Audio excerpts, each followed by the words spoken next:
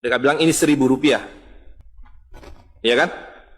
Tapi makin lama di dalam isi riba, Rp1.000 yang dulu bisa dipakai untuk membeli 50 kg emas pada tahun 46, ketika pertama kali diberikan rupiah, hari ini diberikan tukang parkir pun tidak mau. Maka mereka ganti gambarnya dengan Soekarno-Hatta, nolnya ditambah 2, menjadi 100.000. Yang 99.000 dari mana? Iya kan? 99.000 dari mana? Dan kalau ini kita belah 2, dibelah 4, mau saya kasih 4 mahasiswa. Kemana samannya tadi itu nilainya? Ya, ini seperti sihirnya Fir'aun yang menjadikan tali sebagai ular. Nah, orang Amerika bilang, pedagang Amerika, saya juga punya kertas sendiri, namanya greenback. Tapi kertas saya punya 10.000 kali lipat dari kertas saudara. Jadi kalau Bapak Ibu sekalian, adik-adik pergi ke Washington sana, ke New York, bawa uang 100.000. Belum tentu mahasiswa punya uang 100.000 kan? Harus bekerja 2 hari untuk mendapatkan uang 100.000. Pergi ke Washington, saya mau beli Coca-Cola 1 botol. Apa mereka bilang? Apa mereka bilang? Ini kertas funny, this is funny paper, gak laku. Tapi siapapun datang ke Ternate dengan $100, you punya cengkeh, berikan pada saya. Saya mau beli, you punya Coca-Cola, tapi saya minta 1 truk. Apa yang kita lakukan? Kita berikan Coca-Cola 1 truk, karena mereka bilang, mereka bisa yakinkan kita, selembar kertas mereka 10.000 kali lipat dari lembar kertas kita. Dan mereka bilang, kita punya kertas tidak laku, mereka punya kertas laku di seluruh dunia. Betul nggak? Dengan cara itulah seluruh cengkeh Ternate habis. Pala Ternate habis. Seluruh kekayaan Ternate habis, hanya diganti dengan byte komputer. Dengan cara itulah kemiskinan dan pemiskinan dilakukan oleh para bankir. Jadi banking is crime. And bankers are the criminal. Dengan sihir ini. Ya. Nah, dan ini baru satu fase. Saya minta satu tahap lagi untuk menjelaskan dengan uang kertas yang sudah merupakan kezoliman ini, ya, itu menjadi berlipat ganda zolimnya melalui banking system, di mana ini digelembungkan. Kalau tidak ada bank, kalau saya punya uang 100.000 dipinjam oleh Ustadz Nur, maka uang saya habis. Saya akan memiliki kembali kalau dikembalikan. Tapi dengan banking system, kalau uang ini saya hutangkan, dia beranak pinak. 20 kali lipat. Uang 100 miliar, kalau ditaruh di bank, maka bank detik itu mencatatkan dalam bukunya punya uang 100 miliar. Betul nggak? Dan itu dilegalisir oleh pemerintah. Bahwa you boleh mengakui itu sebagai milikmu. Dan bagi bank, uang titipan ini liability. Maka dia harus sewakan. Dia harus pinjamkan dengan bunga kepada orang yang mau beli rumah tidak bisa beli rumah, mau beli mobil tidak bisa beli mobil. Jangan khawatir, saya beri kredit, tapi harus tahan 10% untuk cadangan, ya kan? Dan semua orang dibikin miskin. Misi pokok bank adalah membuat semua orang miskin supaya tidak mampu membeli apapun kecuali berhutang melalui bank. Maka ketika 100 miliar ini diterima bank, maka dia bisa mengutar itu 20 kali dengan bunga katakanlah 10%. Maka dia akan mendapatkan dari bunganya saja 180 miliar. Jadi kalau bank bilang saya ngasih bunga hanya 10%, dia akan dapatkan 200%. Dan dari pokoknya yang dia putar itu, maka dia akan dapatkan 20 kali 90 miliar. Coba lihat, maka terciptalah uang 1,9 triliun, hampir 2.000 triliun. Padahal uangnya berapa tadi? 200 miliar. Yang 1,8 triliun dari mana? Angin, sihir. Tidak ada. Itu sebabnya setiap bank dijaga oleh satpam. Supaya mengesankan bahwa di bank ada uang. Tidak ada uang di bank. Itu kenapa setiap pegawai bank pakai jas, pakai dasi. Supaya orang yakin bahwa uangnya dijaga dengan baik. Karena di situ tidak ada uang. Dan itu sepenuhnya pengelabuan. Jadi bank itu adalah arisan berantai. Kalau kita datang mengambil uang, tapi orang bisa bilang, tapi kalau saya ngambil uang di bank kok ada? Uang siapa yang diberikan? Uang Anda sudah nggak ada. Jadi orang percaya bahwa bank adalah tempat yang paling aman menyimpan uang. Bank adalah tempat paling tidak aman menyimpan uang. Belum Anda keluar dari pintu bank, uang Anda sudah nggak ada. Pembuktiannya gampang. Datang pada hari yang sama, minta saya mau ambil uang saya hari ini.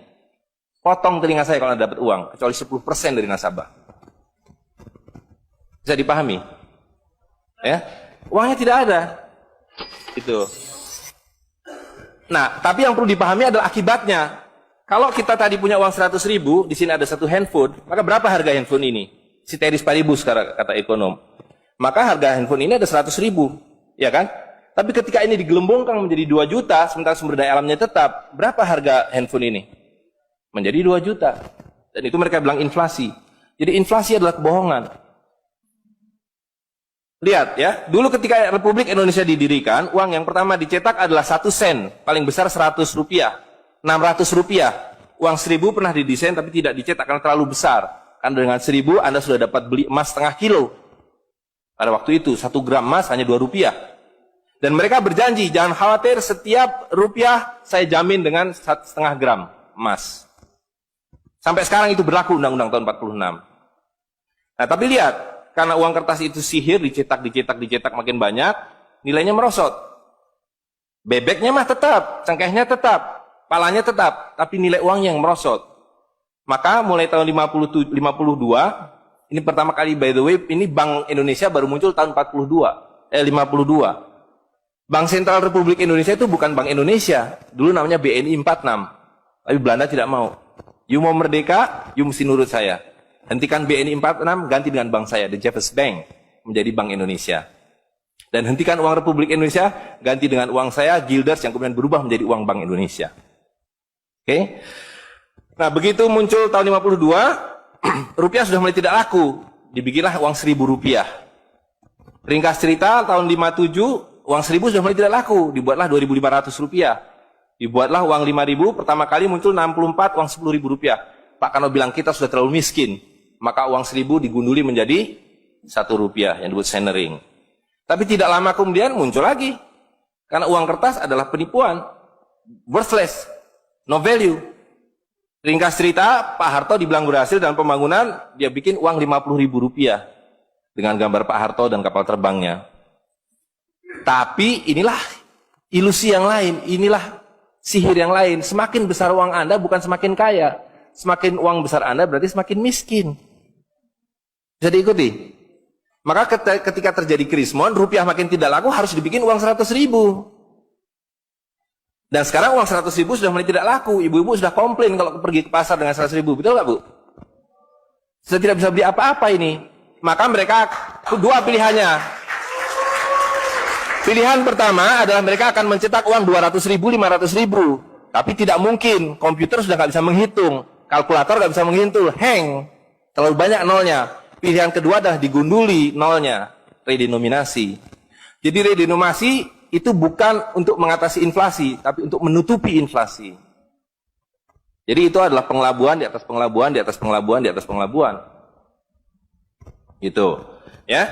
Jadi secara real, uang 100.000 ini dulu ketika Pak Harto masih berkuasa, menjelang jatuh itu, kalau dibelikan telur, dapat 50 kilo. Masih ada yang ingat gak, Bu? Kali ibu-ibu ingat pasti. 1 kilo telur harganya 2.000 rupiah. Begitu Pak Harto jatuh, dibilang ini gara-gara krismon, uangnya sama. Walaupun ini belum ada waktu itu, karena ini masih 50.000 aja udah besar waktu itu. Uang yang sama dengan telur yang sama, tiba-tiba dibawa ke pasar, saya mau beli telur. Bu, hari ini tidak dapat 50 kilo lagi, hari ini cuma dapat 13 kilo. Karena daya belinya, telur sekarang 7.500. Dan hari ini, kalau di pasar Ternate berapa Bu harga telur sekilo? Hari ini. Di Jakarta 20.000. Dan telurnya sama. 1 kilo itu isinya 16 butir, 17 butir, 18 butir. Uangnya sama. Tapi hari ini kalau dibelikan telur hanya dapat 5 kilo. Kemana yang 45 kilo? Itu yang mereka rampok. Itu yang mereka rampok. Dengan melalui apa yang mereka sebut inflasi. Tapi sebenarnya dengan cara penggelembungan uang. Kertas yang terus-menerus nilai. Nah, satu lagi Pak ya, saya minta ini karena ini penting sekali. Ini penting sekali. Nah, sistem zalim ini kemudian difikskan dalam satu sistem politik yang disebut nation state pada level global, karena judulnya kan globalisasi uang. Jadi, negara bangsa itu diciptakan oleh para bankir pada abad ke-20. Jadi waktu Indonesia merdeka, Singapura merdeka, Malaysia merdeka, Afrika merdeka, itu bukan kemerdekaan spontan, tapi didesain. Didesain karena kalau dulu mereka mau merampas cengkeh orang Ternate, mau merampas kepala orang Ternate, dia harus bawa serdadu ke sini, Dia harus ambil cengkeh dan palanya. Repot kan? Maka dengan menciptakan uang kertas, mereka tetap bisa mengambil cengkeh orang Ternate, mengambil pala orang Ternate tanpa harus kirim serdadu di sini. Dan karena itu saya kasih merdeka. Tapi satu mesti bikin bank sentral, kedua pakai uang kertas. Supaya saya tetap bisa membeli 1 barel minyak Anda dengan harga 4 sen dolar. Karena mencetak uang ini biayanya hanya 4 sen, 500 rupiah. Ya, jadi berapapun harta yang kita punya bisa dibeli dengan cara itu. Nah, lalu tadi saya sudah ceritakan uang kertas itu dimunculkan bersamaan dengan konsep negara nasional plus hutang negara. Boleh merdeka tapi miskin. Rakyat penyakitan, rakyatmu bodoh. Tapi jangan khawatir, saya punya uang. Sekolahkan rakyatmu, bikin pembangunan, saya kasih hutang. Ya kan? Nah, jadi tugas pemerintah itu, republik, adalah satu, mengambil hutang dari bank, menghabiskan utang itu, melalui apa yang disebut APBN. Lalu dulu mereka tanya, jadi bagaimana saya membuat APBN? Jangan khawatir, sekolahkan anak-anak pintar kamu ke Berkeley, ke Chicago, ke Harvard. Mereka dididik untuk membuat pembangunan. Lalu dikasih paket hutang, dan diajari, kalau nggak bisa, kirim konsultan seperti John Perkins dan sejenisnya. Lalu ada satu pertanyaan, bagaimana kami membayar hutang kami kalau begitu? Mereka bilang, punya 200 juta rakyat, pajaki rakyat kalian. Pajaki rakyat kalian. Kalian punya pala, punya cengkeh, habisi hutang kalian. Karena membayar hutang, kalau kita hutang 5 miliar dolar setiap tahun, apa mereka kasih berkoper-koper dolar? Apa yang mereka kasih ke kita? Mereka hanya mengetik di komputer 5 miliar dolar, ting, masuk ke Bank Indonesia. Nanti Bank Indonesia tinggal kirim ting ke Bappenas, Bappenas ting ke departemen-departemen itu. Tapi ketika kita mau membayar hutang mereka, bisa kita mengetik di komputer 5 miliar dolar, ting, dibayarkan ke Bank Dunia? Gak bisa, mesti punya devisa. Dari mana kamu punya devisa? Mesti beli dolar kami. Caranya tebang hutang kalian. Habisi boksit kalian, habisi mineral kalian, betul nggak? Nah, jadi itulah yang terjadi di dalam sistem Fir'aun sekarang ini, bahwa pemerintah itu didesain hanya untuk mengambil hutang dari bank, menghabiskan melalui APBN dan proyek, kemudian memajaki rakyat. Karena itu pajak semakin hari semakin tinggi, semakin banyak, semakin tinggi, semakin banyak, gitu. Nah, jadi kalau digambarkan seperti ini, ya kan? Wilayah domestik nasional itu adalah demokrasi, supaya kalau 5 tahun harus ganti. Kalau ada presiden, ada perdana menteri yang tidak nurut pada para bankir, out. Tapi para bankir tidak pernah berganti, mereka turun-temurun, perusahaan swasta, anak beranak pinak. Ini kira-kira hanya 400 keluarga di dunia ini yang menguasai seluruh sistem keuangan dan politik. Jadi kita ini sekarang utangnya tiba-tiba sudah 2.100 triliun. Padahal tahun waktu Pak Harto jatuh itu utangnya hanya berapa? 50 miliar dolar. 500 triliun. Sekarang sudah 2.000 triliun. Dan begitu kurs dolar berubah, utang kita nambah. Gitu. Dan BI tidak pernah memenuhi janjinya. Karena tugas pokok BI adalah menjaga stabilitas kurs. Tidak pernah bisa. Dan tidak akan pernah bisa apapun yang dilakukan karena memang tidak ada nilainya, gitu. Nah, jadi sebagai penutup, maka apa yang harus kita lakukan adalah membalik seperti yang mereka dulu lakukan. Yang mereka dulu lakukan adalah mengambil emas dan perak dari orang tua kita, mereka lebur menjadi batangan, dia simpan di berangkas, dan kepada kita dikasih toilet paper ini, kata Mahathir Muhammad. Maka yang harus kita lakukan sekarang sebelum ini jadi apa? Oncom. Lebih berharga oncom. Tukarkanlah menjadi emas dan perak, menjadi dinar dan dirham, dan kemudian gunakan untuk muamalah. Karena Nabi sudah mengatakan akan datang satu zaman di mana semua yang kamu miliki tidak ada harganya, kehabisan nilai, kecuali dinar dan dirham, kecuali emas dan perak. Jadi kalau dilihat, ya dolar dalam dinar atau dinar dalam dolar dalam 10 tahun terakhir, 2004 itu cuma 54 dolar, hari ini sudah di atas 250 dolar. Dan lihat, menipunya uang kertas ya. Kalau kita pakai untuk menyimpan naik haji, kalau Anda menabung dolar, maka tiap tahun naik. Saya sudah hitung ini, dan ini valid sekali. naik setiap tahun itu 3,5%. Kalau Anda menyimpan rupiah, setiap tahun naik 5%, nggak nyampe-nyampe. Tapi kalau Anda menyimpan dinar, maka dia akan turun 8% setahun. Jadi tahun 2000 naik haji butuh uang 21 juta rupiah. Kalau dinar butuh 71 dinar. Tapi hari ini, kalau mau naik haji butuh hampir 40 juta rupiah. Dengan dinar, cukup dengan 16 dinar. Jadi dulu kalau punya rupiah naik haji satu orang, sekarang sampai Dubai suruh pulang. Nggak cukup uangnya. Tapi dengan dinar dulu naik haji satu orang, sekarang bisa naik haji 4 orang. Dengan kata lain, kalau Bapak Ibu sekalian serahkan cengkeh Bapak Ibu sekalian dan menerima uang kertas, Anda 4 kali miskin. Detik itu juga dalam konteks ini. Maka serahkanlah cengkeh dan katakan, saya mau serahkan cengkeh, bayar kami dengan dinar. Bayar kami dengan dirham. Saya serahkan pala kami, bayar kami dengan emas dan perak. Saya tidak mau uang palsu ini, uang-uangan ini. Saya mau uang yang sebenarnya, uang dari Rasul SAW. Ya, gitu. Dan harga minyak ini palsu semua. Dibilang minyak naik turun naik, tidak ada yang minyak naik. Kalau dengan dolar dia naik terus, tapi dengan dinar dia flat. Sekali lagi, bahwa sumber daya alam itu terbatas, maka alat tukar pun harus terbatas. Jadi ketika kita menggunakan kertas ini digelembungkan. Tapi ketika Anda menggunakan emas dan perak, ini sama. Maka sekali dia punya alat tukar, nilai tukarnya dari zaman Rasulullah SAW seekor kambing, hari ini 1 dinar dapat seekor kambing. Zaman Nabi dapat seekor ayam 1 dirham, hari ini dapat seekor ayam. Tidak ada yang berubah. Sekali lagi pemiskinan itu adalah dibikin oleh sistem. Dan tadi sudah disampaikan bahwa dari tahun ke tahun, di dalam slide yang sebelumnya dalam penjelasan itu, bahwa dinar dan dirham itu selalu dicetak oleh para sultan. Jadi lihat, ketika para sultan berkuasa, para sultan berikan emas dan perak pada rakyat. Para sultan kemudian disingkirkan, diganti oleh para bankir, emas dan perak mereka ambil, diberikan kertas. Itu yang terjadi dari abad ke-19. Maka alhamdulillah pada hari ini kita melihat bahwa kesultanan sudah kembali dengan dinar dan dirham.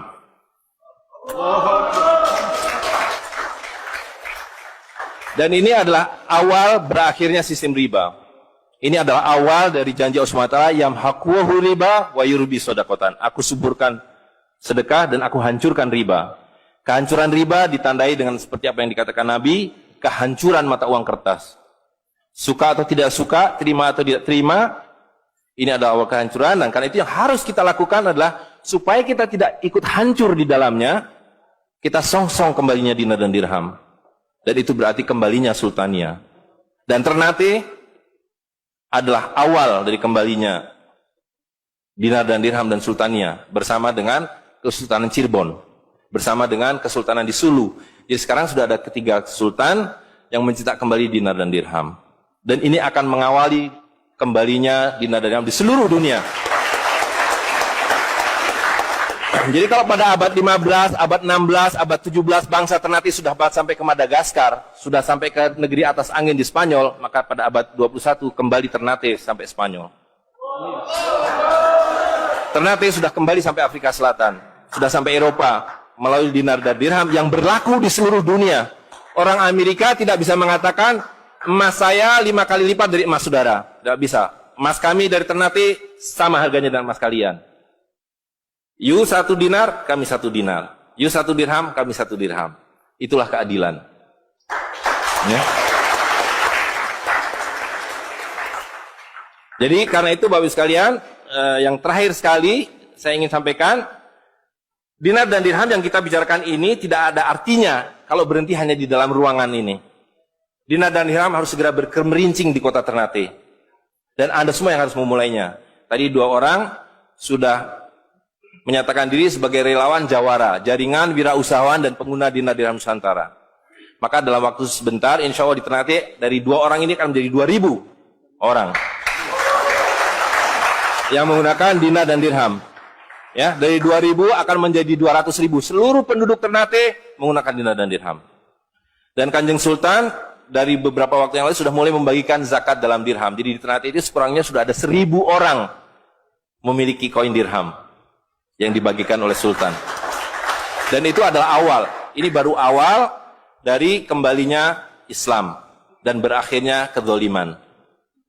Jadi sekali lagi Bapak Ibu sekalian, marilah segera ya ular-ular Fir'aun itu kita akhiri dengan cara yang sangat mudah, yaitu kita mentaati perintah Allah SWT.